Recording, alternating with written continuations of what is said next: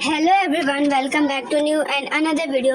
Hope that कि आप सभी अच्छे होंगे और मैं भी अच्छी हूँ। तो आज के वीडियो में मैं आप लोग के साथ शेयर करने वाली हूँ एक 9th ग्रेड स्टूडेंट की लाइफ कैसे होती है और मैं अपना डे कैसे स्पेंड करने वाली हूँ। So let's start the video.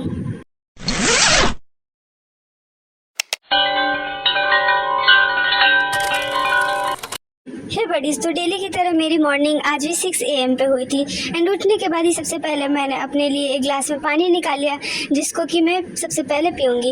And पीने के बाद मैंने अपना स्टडी टेबल वगैरह खोल लिया क्योंकि अब मुझे थोड़ी सी पढ़ाई भी करनी है। और आज था मेरे स्कूल का छुट्टी और आज भी मेरा ट्यूशन भी बंद है। और तो फिर अपने स्टडी को स्टार्ट करते हैं और इधर हमारा टेबल भी खुल चुका है। तो सबसे पहले हम लोग बुक रीडिंग करने वाले हैं, वो भी हिंदी का, क्योंकि मुझे अपने हिंदी का फेयर करना है। तो मेरा निजी पुस्तकालय जो चैप्टर है उसका मुझे फेयर करना है और इसलिए मैं उससे सबसे पहले रीडिंग करूँगी। एंड रीडिंग करने के बाद मैं चली गई थी शावर लेने के लिए और आज मैं पहनने वाली थी ग्रे मतलब क्रीमी कलर का कार्गो है एंड इसके साथ वाइट कलर का टॉप। And that's it. फिर मैं आ गई थी शावर वगैरह लेने के बाद, खाना वगैरह खाने के बाद मैं आ गई थी पढ़ाई करने के लिए और मुझे भी नहीं पता था कि मेरे पास एक ये गाइड का बुक है जो हिंदी का है, जिसमें गद्यांश और काव्यांश और बहुत सारे चैप्टर्स के समरी वगैरह भी दिए थे। तो फिर मैं जब आज अपने बुक्स कॉपी में देख रही थी तो मुझे ये वाला बुक दिखा, तो मैंने सोचा चलो आज से इसे पढ़ना स्टार्ट करेंगे। तो मैंने सोचा चलो सबसे पहले इसका अपठित गद्यांश सॉल्व करते हैं।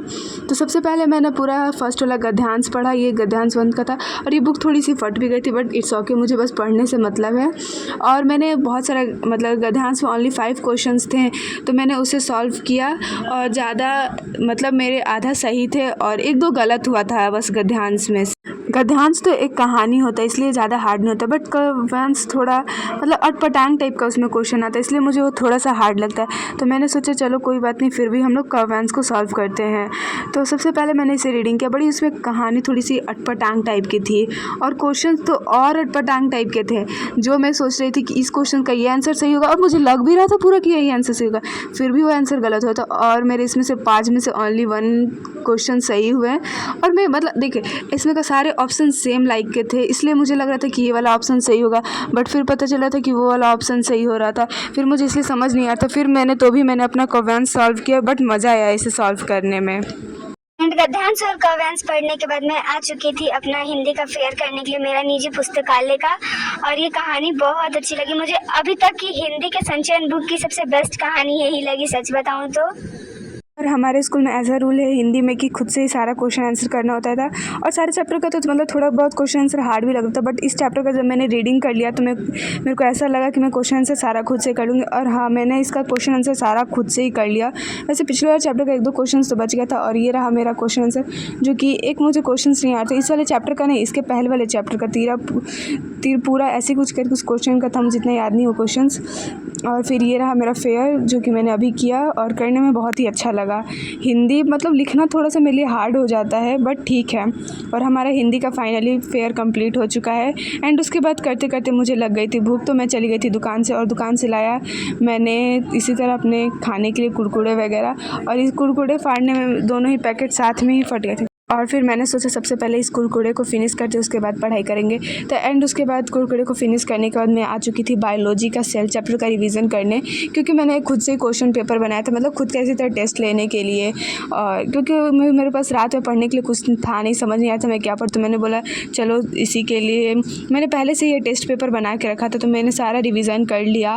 वैसे मैंने पूरे चैप्टर का रिविज़न कर लिया और मुझे पता भी था कि कौन कौन से क्वेश्चन आते क्योंकि मैंने खुद से ही बनाया था।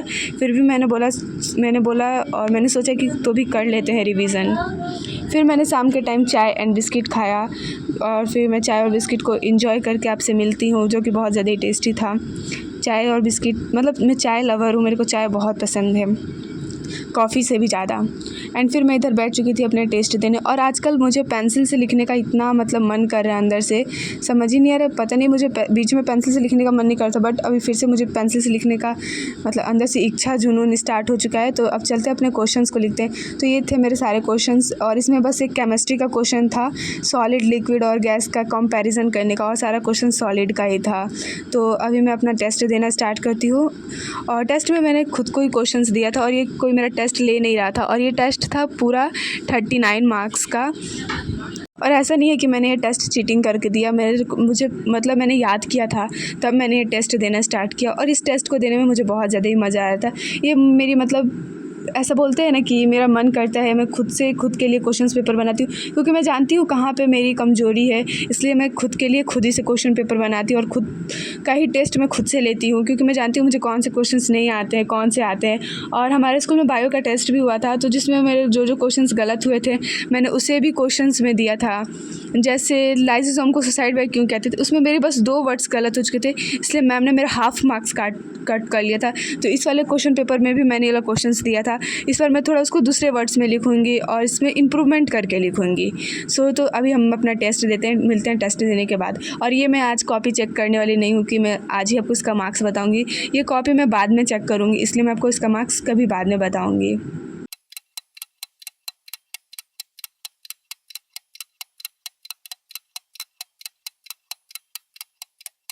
बनाए हुए टेस्ट पेपर का टेस्ट देने का मज़ा ही अलग है और उसकी बात ही कुछ अलग है। सो गाइज़, तो ऐसा रहता है एक 9th ग्रेड स्टूडेंट का डे।